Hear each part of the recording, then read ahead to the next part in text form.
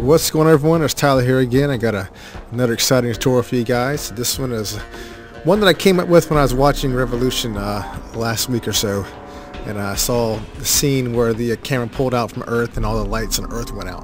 That's a cool effect, and actually what you guys saw was the one that I created based on that. It's not exactly the same, and actually this effect has been caught by more than one particular show. I just saw another one today, and the name of that show was CYBERGEDDON, and it had pretty much the same little on-off button. But anyways, but one thing I did notice, I looked at those effects a couple of times, and I don't think that they're actually doing it in 3D. I think they're just doing it basically a 2D pull, and they're using After Effects for all the work. But I'm going to use 3D Studio Max, and I'm going to use After Effects to create my particular style of effect. So let's get right down to it. Basically, we need an object for our Earth, and this happens to be very easy to create. If you look over here in your Create tab, which is this little star-looking thing, and if you go to Standard Primitives, we're going to go to Sphere, and boom, we have a sphere. So let's go over here on Perspective View, and let's click on Front. So let's be the front of this guy. Now I'm going to go up here, and I'm going to go to Material Editor. Now, if you're just opening up Material Editor for the very first time, you're going to be in this particular view. So just go to Compact View. Alright, we're going to use our first slot here, and we're going to name this Surface, and then Earth. This can be the surface of the Earth, and we're going to drag that to our object. So now we have this on our object, and here in Photoshop I have the maps. This is, I don't need that one. This is the clouds. This is going to be the actual color surface, and this is going to be the lights, and I have a bump map too, but we'll put that on later. So let's head over here back to Max, and let's get cracking on these surfaces. And your first one, it should be like this. Go down to your maps list. You can also get to it here in your diffuse color, and I never really mess with these too much because it's a lot easier to get everything right here. This is just an extension of this, and I'll show you what these do in a little bit here. Let's go to diffuse color, bitmap, and let's go to our Earth color. And since we created this particular object in Max, let's go to edge faces. You can see our edge faces here. This is actually the geometry of our mesh. And up here you can see this is the Earth surface, which is conveniently, these are all spheres. This is pretty much like when I was first learning 3D, the first thing I learned to make was an Earth object, because it's cool, it's easy, and it's relatively straightforward. Now, but like I said before, since Max created this object, it will also create map coordinates. So if you do not know what map coordinates are, let's further explore this real quick. I'm going to go down here to UVW map, and now let's look at this real quick. This, a lot of people don't understand how this works. Let's go down to our gizmo, which basically controls the map coordinates for this UVW map. And if I move this, you can see it's basically a plane, which is like if you took, like, you know, a piece of rubber that had an object and you kind of stretched it over this is how it would look. Now if I move this over here, you can see how everything's moving with it. When the edges get to the edge, it just pretty much stretches the last couple of pixels on that particular plane going straight through here. We're going to go to spherical, and then you can see if I move the spear around, it's pretty much not on there. So let's just go in here to fit, and I'll put it directly on our object. And that is the map coordinates that Max created when you're making a sphere, because it knows it's a sphere, it knows it has to be a sphere map coordinates for that. So anyways, if I were to delete this, it'll be no change. But let's Control Z will keep this, and make sure we're in the front view. So instead of rotating our object, we are going to hit E and rotate the map coordinates so we can see the US in the front. And depending where you are in the location you are in our globe, you can make that or whatever your particular home front location. But since I'm a US person, we're going to start over here. Proud to be American. Let's do it. Alright, so now let's bring up our material editor, and we're going to further tweak this. Now, next part, get into lighting. Now, if you want to know something about max, you're in your perspective view and you don't have a camera, or you have a camera and there's no lights in your scene, it is going to put the light at the very source of your camera pointing outwards like a flashlight to add light for your scene, because if there's no lights in your scene, you won't be able to see anything. But for right now, this is fine. And I'm going to render this out real quick. Let's put it in HD video, do it 720. And let's hit render, and we'll see the view perspective. You can also hit F9, but that will stop my capture software, so I'm going to have to use this every time. And there we go. But you can see the edges on this are pretty much starting to poke out because it's not a very high geometry object. But that's very simple because we can just close these out, and we can go to our sphere, and we can increase the segments and ramp that up. Alright, so now that looks a little more smooth. So let's go back to our Mentor Editor, and I'm going to add another map. And I'm going to add this next map in the bump channel. So let's click on this bitmap, and I'm going to use this, which is my bump map. So let's view this real quick. View it, and you can see white is going to be the highest point of the bump, and black is going to be the lowest. And let's just take this down a little bit, like 15 for right now. And let's render that out again. And it's starting to get a little bump up in here. Not bad, not bad. That'd be easier to see whenever the lights are from the side because they're straight on. We're not getting very many shadows on it. We'll keep it there at 15 for right now. So let's go in here, and we're going to give it a little bit of specularity value, which is, see how it's kind of doing that. And let's render it again real quick. And we're starting to get a little glare on that, kind of like a cue ball. We have the light hits it. That's going to be the specularity value. That's going to be where the light shine is coming back and hitting you. But we're gonna make it look more like it's reflecting from the ocean. So we're going to take this color value from our diffuse channel, and we're going to put it in our specularity color.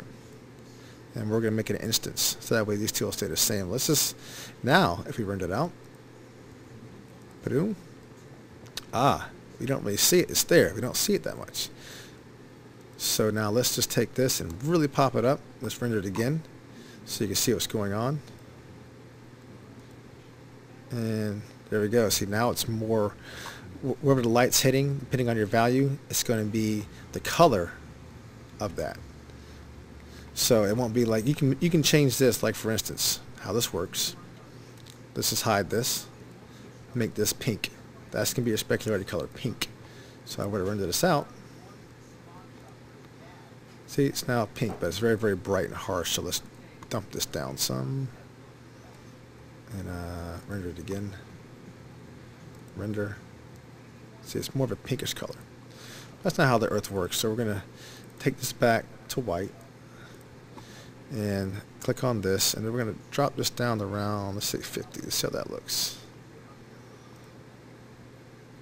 Still too much. So let's take this up some more. Get more blue in there. Try it again. There. I'm kind of liking that. That's decent. Alright, so now we have a bump map, we have a speculated color, and have a diffuse channel on that. So, but let's take it a step further. And let's go into our specularity level. Let's go to our bitmaps. And let's grab this guy, which is the mask. And basically what this is going to do, the whitest is going to be the highest specularity colors, and the black is going to be no specularity. So, but we're going to inverse that because we want that to be opposite. We want the water to be shiny and the earth not to be. So let's invert that. And if we render it again, let's see what we got. Pretty close, getting there. And now if we were to take this specularity, bump it up real high, and check this out. Boom, really bright. And see how this is not absorbing, all the light's being absorbed by this and reflected by the water. That's more how water works, but it's really not that bright. So we're just going to take that down to like, let's try 250. Let's try that again. Render it, and see, yeah, pretty good, pretty good. That's looking a little better, looking a little better. All right, so that's our surface. Now we need some clouds for our planet. Let's just go in here, And let's just hit R, go into this guy, and make sure you're scaling from all directions, which is the middle. If you go to this, it'll scale from different axes. So we'll hold on Shift and just kind of tap it once up, and let's do a copy and name this sky.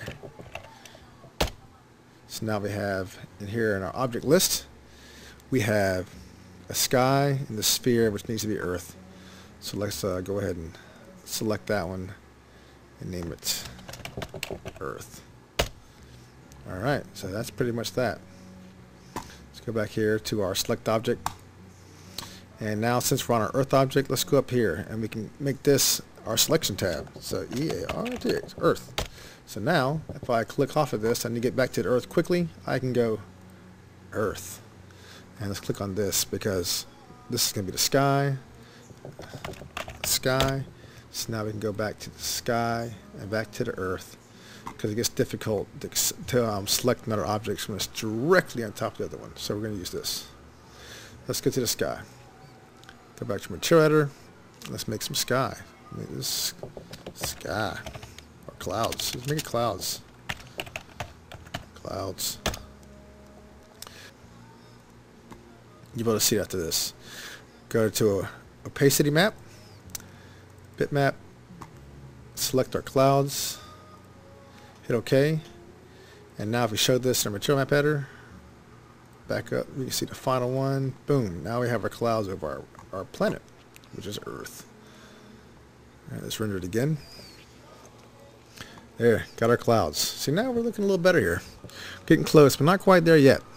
Do a couple more things here. We're going to go in our clouds, and we're going to drag this into the specularity color, level. Make it an instance. That way it'll, if you change this one, you want to have different clouds, it'll automatically update that one for you. So let's check it out. Let's see how that looks. It's looking pretty good. We've got some specularity going on there, so it's looking a little less flat. Let's add a bump to that. So when the light hits it, it'll look like they're puffy clouds. So instance, do the same thing. Let's just drag this down to like 5. That should be good. And let's render that again. There we go. See a little bump in there? Alright. Alright, now I'm going to cover one thing real quick that's important. In your common tab, your render tab, and see this global super sampling.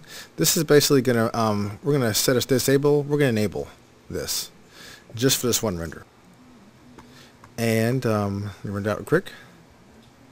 Now you see how this is taking a lot longer to render the image? That's because it's doing the best anti-aliasing that Max knows how to do for scanline renderer. Which means, and you need this when you render out your final image. When you're just previewing it, not a big deal. For stills, not a big deal. But this will become kind of wavy and weird looking because this is all basically not really geometry. We're adding detail here. It's only for the mapping and texturing we're adding detail. And this is going to make this a lot more smoother. If not, you'll get a little weird, like, you know, what's the word for it? Like, I guess, dithering going on that's kind of distracting. You're like, that looks kind of funny. If you use super sampling, that will eliminate that. So, but right now we're going to leave it off so it renders faster. So if I were to render this again, a lot faster. So this is just for us right now. Alright, so we have some clouds and we have the Earth. We're doing pretty good here. Now we need one more thing, and that is the moon. So let's just make another sphere, and let's drag it right there. That's good enough for right now. Let's hit W to move it, and we'll kind of put it so we can see it in our scene. And that'll be right there. And go back to our render tab in this perspective, or in this view, render it. And this is going to be our moon. So let's go back to our material editor, which is right here. And name this moon. And drag that to our moon. Or you can hit this, assign material to selection. So if you were to have all these selected, you can do that and ruin whatever we don't have. but we're gonna have it just on this, or you can do that, and let's take that and put it right there. Alright, now let's go to our diffuse color channel, load up our moon texture. Oh, it's still looking only for JPEGs. Let's do all objects, and the moon's a TIFF. Alright, got our moon in there. Let's view it. Good to go. And we don't have to worry about our object coordinates because we made this sphere from max. So if I were to render this again, the moon should be perfectly mapped around that. Very nice. But now let's do a little bit more tweaking on it. Moon texture, let's back up out of this into our main texture library here, or just the base of the texture, and let's copy this to bitmap, to an instance. Now you can go in and make this better, but I'm just going to use the same one just to add a little texture to it. If you want another tutorial on how to make bump maps, you know, like very nice bump maps, just let me know and I'll go over that in another tutorial. If I go over that now, it'll take too long.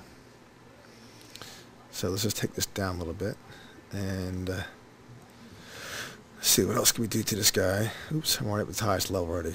Let's just make this specularity color. Let's make it instance, and let's kind of make it mix in between that and that.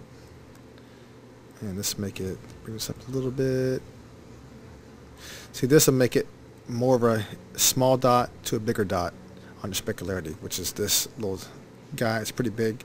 You can make it a little tiny dot if you're doing it like this. But we're going to make it kind of react to a big surface here. So let's try that real quick. And that's decent for now. That's decent for now. That'll work. Okay, we got pretty much all our maps set up except for one more, and I saved this for last because right now if I render it out and go to the front perspective view, we're not going to see, since the light's right in front of us is shining directly onto our objects, we're not going to be able to see our illumination map, which is going to be the lights on Earth at night. So I'm going to have to create one target spot, which is in the Creates tab, it's all over here to the lights, and we're going to use a standard lights. And I'll take our spotlight, move it to the center of Earth, and you can see automatically now it's defaulting to this light because it's our only light in the scene. So I'll move this more to the front here, and let's render out again. Let's see how it looks. Our front view, and there we go. We're not seeing the moon. Why is that? That's because I have not made. Let's go to the Modify tab for our light, and let's just drag this first one out and the first one in. So that way it's going to cover more area. So let's try it again. Oops. This guy. And now we're seeing the moon too. Alright, see? Alright, so that's pretty good. So now if we move this, like pretend like the Earth's revolving around the sun, our light's going to change as it goes around our objects. So let's just leave it here for now. And now we're missing all the nighttime lights that goes on in our continent. So let's go ahead and turn the street lights on. Let's go back to our surface for the Earth and go to our self-illumination. Go to bitmaps and let's go to show all, which it's not showing all. It's annoying. Let's go back in here. Not sure what it's doing. It's there. There's our map. Make sure we're in the right tab here. So yep, self-illumination, have that at 100%. And let's view our image real quick. And you can see this is going to be all the lights on at night. So let's back up out of here. Let's render it again. Perspective view. And let's see what's going on here. Ah, there we go. We got some lights going on. But here's the problem. It's illuminating the color that's from the green grass and all that on our planet, and that's not really how the lights would work. So how are we going to fix that? Oops, wrong tab. We're going to be in our original surface, Earth surface. Here it says self-illumination. Let's look up here. Self-illumination tab is right here too. Sorry, self-illumination. And we want it to use the color from our map. So that's going to fix our problem. So if I render it again in the perspective view, there we go. Now we got the lights looking a lot better. So let's just move this perspective view back a little more. Let's just get a better tool over here, and let's just click on our zoom and just zoom in so it's full screen here. And if I render that out, we're getting all our nighttime lights that you would, well, it's probably a lot brighter than you would see from space, but it looks cool. So now how did I animate that for those lights to all go out in sequence? Well, basically I use After Effects for that. Okay, so we're here in After Effects, and this is basically the project I made for these lights to go out. Let's see, you can see, it's a very big map. If you look at the size of this guy, and it's 5,000 by 96 times 2,548. It's huge. But it has to be big because it's being mapped to a 360 degrees sphere, which is going to be, the impact and the quality of the map is going to be greatly affected by the fact that it's being wrapped around 360 degrees. So let's go back to 33%, and let's see how I did that. And let's go to 100%. And what I did was feather the mask, and then at this point there's 100 negative of its mask expansion. So what I did was just go to this part. This is how you control it. Kind of goes out from here and does a little wave, I guess, of like an EMP blast, or however the lights go out on Earth. I don't know how it would look. So what happened was you just take the mask expansion and go in from the middle and out and keyframe it. And then you just keep on going down the line. Oops, let's go here. And then you go to the next one, and then it kind of, you know, and so on until all the lights in an animation sequence, all the lights, oops, let's go to fit, on Earth, go out. So I took that, rendered it out as a sequence of stills, and I will go to that folder now. So once I rendered that entire animation out, I gave it a little buffer in the beginning so the lights were on, and then they slowly went out. So let's see, what frame did it go out in? There we go. So, and then as you push down, you can see the lights in here slowly start to animate out. And I was concentrating in this side of the hemisphere, so you'll see this side just kind of swipes into one motion in case you happen to see anything over here. But whatever side you want to concentrate on and to get the section where you live and you want to have that be the focus of your lights going out, more the merry to you. That is your home. I respect it. So we're back here at Max, and what you do is very simple. You go back to your Earth surface, go to your self illumination tab, and we're going to load it up just like in any other program. It's a sequence, and you go OK. And it's 0 to 358. So I can go OK. Now what you want it to do at the very end when the lights go out, you want it to hold the off position unless you want them to come back on for some reason. Maybe you're getting the power back on Earth for your series or whatnot. So what we're going to do is right here where it says time, we're going to hold our last frame, or you can loop it, or you can ping pong. It'll go back and forth. But we're just going to hold it at our last frame, which is all the lights off. And that is pretty much concludes how you bring all your lights from the on to the off. And I guess you can reverse it and bring them off to on. Well, whatever you want to do. Well, alright, that pretty much concludes my episode 1 of the CGI Unlocked series. Be sure to check out the next one. The next one is going to be on animation and lighting. And don't forget to subscribe and like me on Facebook. Until next time, later.